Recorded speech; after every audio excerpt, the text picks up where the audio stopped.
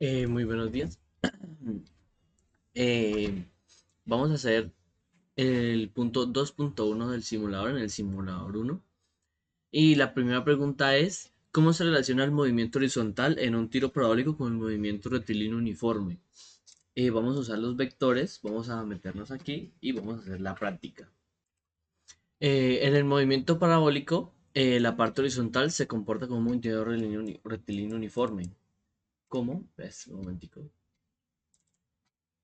Vamos a poner la 45. Vamos a usar los vectores de velocidad. Vamos a quitar la resistencia del aire.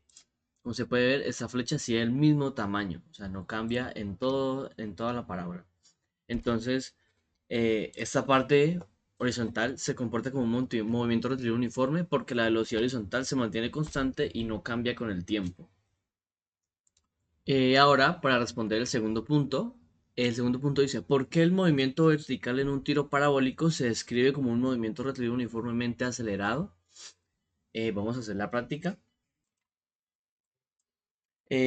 Para esta práctica vamos a poner el cañón en vertical y vamos a darle.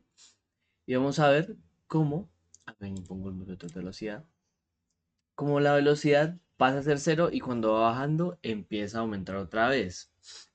Eso es porque el movimiento vertical sí cambia. Al subir, la velocidad disminuye, llegando a cero en la parte más alta, como se mostró aquí. Y luego aumenta al bajar. Eso se debe a que el movimiento eso se debe a que es un movimiento rectilíneo uniformemente acelerado. La tercera parte es ¿qué papel juega la aceleración de la gravedad en el movimiento vertical del tiro parabólico? Para este punto vamos a usar el laboratorio. Vamos a usar el laboratorio. Vamos a ponerlo recto. Y vamos a poner la gravedad, esta es la gravedad de la Tierra. La gravedad es la fuerza que produce la aceleración en la parte vertical. Sin gravedad, el objeto seguiría recto y no habría ninguna trayectoria parabólica.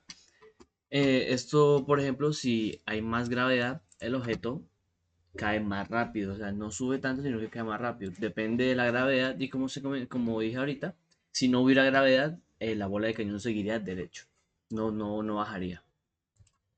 El cuarto punto es cómo influye la velocidad inicial horizontal en la distancia recorrida durante el movimiento parabólico.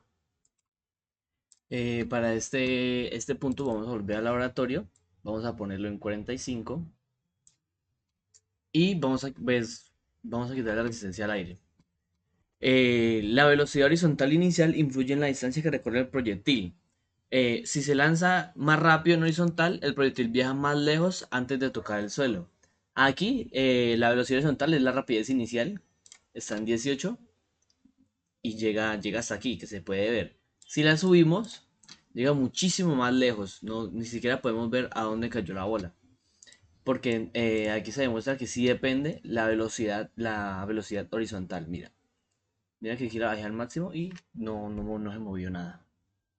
Y para el quinto punto es ¿en qué dirección se comporta el tiro parabólico como un movimiento rectilíneo uniformemente acelerado y en qué dirección como un movimiento rectilíneo uniforme?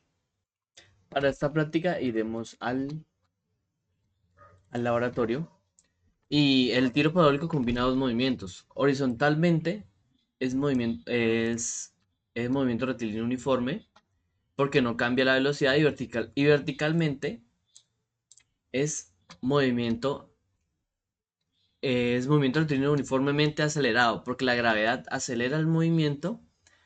La combinación de los dos forma la trayectoria parabólica.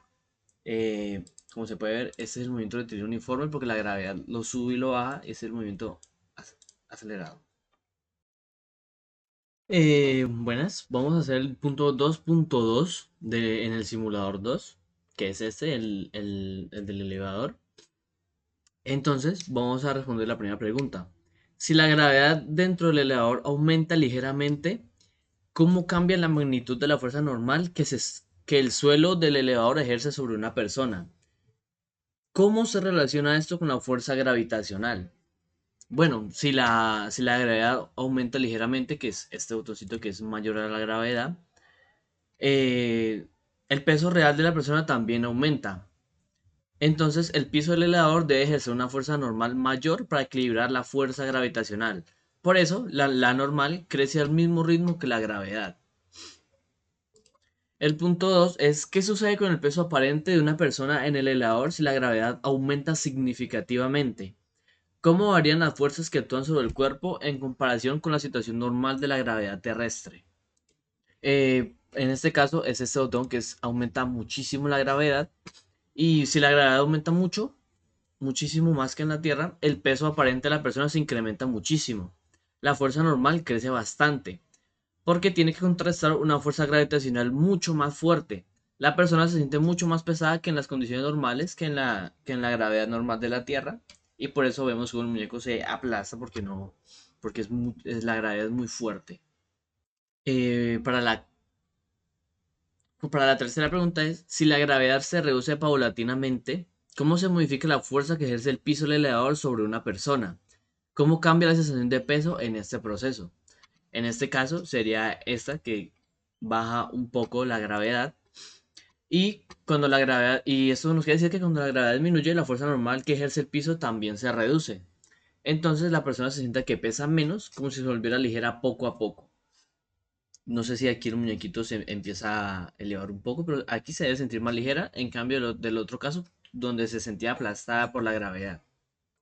Para el punto 4 es, cuando la gravedad es apenas mayor que cero, ¿qué tipo de fuerzas experimentan los ocupantes del elevador?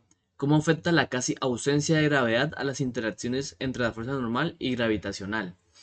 En este caso, pues es este que es casi cero. Y si la gravedad es apenas mayor que cero, tanto la fuerza de gravedad como la fuerza normal casi desaparecen. Los ocupantes del elevador flotan y tienen la sensación de ingravidez, como si estuvieran flotando, porque no hay contacto fuerte entre el cuerpo y el piso del elevador, por lo que no hay gravedad. Después, el quinto punto es, ¿qué sucede con la fuerza normal ejercida sobre una persona dentro del elevador cuando la gravedad es cero? ¿Qué tipo de movimiento describe el ocupante en este caso? Bueno, en este caso el botón sería este, el de la gravedad cero, porque con la gravedad cero no existe el peso, por lo tanto la fuerza normal también es cero. La persona ya no está pegada al piso, sino que flota dentro del elevador moviéndose libremente por la inercia.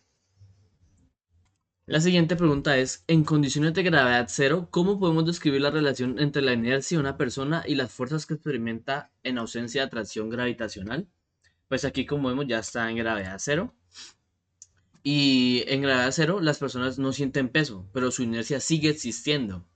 Eso significa que si no hay ninguna fuerza actuando, continúan en reposo o en movimiento rectilíneo uniforme, tal como dice la primera ley de Newton. La siguiente pregunta es, si la gravedad se vuelve negativa, ¿hacia dónde apuntaría la fuerza gravitacional que experimenta una persona dentro del elevador? ¿Cómo se vería afectado el contacto con el suelo del elevador? Para esta pregunta, pues esta gravedad menor a cero. Como podemos ver, el sujeto se eleva rápidamente.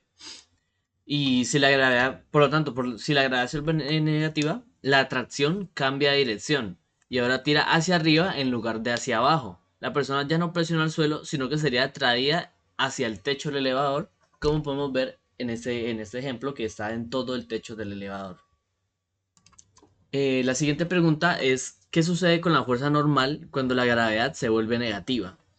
¿Cómo cambia la interacción entre el cuerpo de la persona y las superficies dentro del elevador? Cuando la gravedad se vuelve negativa, el contacto ya no ocurre con el piso, sino con el techo del elevador. La fuerza normal ahora actúa allí, empujando a la persona desde arriba en lugar de desde abajo. O sea, es como si se invirtieran los papeles y el piso ahora fuera el techo. Y ese sería el último punto del simulador del 2.2. Bueno, vamos a empezar el punto 2.3 del simulador, en el simulador 3. Y este simulador más que todo es para el principio de la inercia de Newton. Entonces vamos a leer el primer punto, que dice, ¿por qué la persona dentro del autobús ve que la esfera se mueve hacia atrás cuando el autobús acelera hacia adelante? Ese sería ese botoncito que vemos como la aceleración y la velocidad subiendo y la esfera se va hacia atrás, así como en este caso. Y el que se ve como la persona lo ve desde afuera. Cuando el autobús acelera hacia adelante, la persona dentro ve que la esfera se mueve hacia atrás. En realidad, lo que ocurre es que la esfera tiende a mantenerse en reposo por inercia, mientras el autobús avanza dando la sensación de que la esfera se retrasa. El segundo punto es cómo explica la inercia el hecho de que una persona fuera del autobús ve la esfera se mueve hacia adelante cuando el autobús se detiene. Eh, vamos a poner, vamos a poner el simulador y cuando llega la esfera vuelve hacia adelante porque el autobús estaba frenando. Entonces, si el autobús se frena, para la persona de fuera de la esfera sigue moviéndose hacia adelante porque conserva su estado de movimiento por inercia. Dentro del autobús parece que la esfera se va hacia adelante cuando en realidad es el autobús el que se detiene. El tercer punto es, desde el punto de vista de la persona dentro del autobús, ¿la esfera realmente se mueve hacia atrás o es el autobús el que se está moviendo en respecto a la esfera? Como en este caso, la esfera se mueve. Entonces, para la persona dentro del autobús, parece que la esfera se mueve hacia atrás o hacia adelante, como se acaba de mostrar en el simulador, pero en realidad la esfera se mantiene en su estado inicial, la esfera no se mueve. Y es el autobús el que cambia la velocidad respecto a la esfera. El cuarto punto es cómo se puede relacionar el movimiento de la esfera con el principio de inercia en los dos escenarios, aceleración y frenado del autobús. Vamos a poner otra vez el simulador que se... en ambos casos, aceleración o frenado, la esfera se comporta según el principio de inercia. Mantiene su estado de reposo en movimiento hasta que una fuerza externa lo cambie. Esa es la razón de las aparentes desviaciones dentro del autobús. Por eso, esa es la razón porque la esfera se va hacia atrás y hacia adelante. El quinto punto es por qué la esfera parece no moverse por una persona que la observa desde fuera si el autobús mantiene una velocidad constante. Aquí en este caso sería este, creo, es la velocidad constante, que no se mueve la esfera. Em, porque cuando el autobús va a una velocidad constante, la esfera también va con él, va con esa velocidad constante. Para una persona que observa desde fuera no hay aceleración ni fuerzas extras, así que la esfera no parece moverse, porque tanto ella como el autobús van juntos a la misma velocidad. Y ese sería el último punto de este simulador y ya acabando el entregable.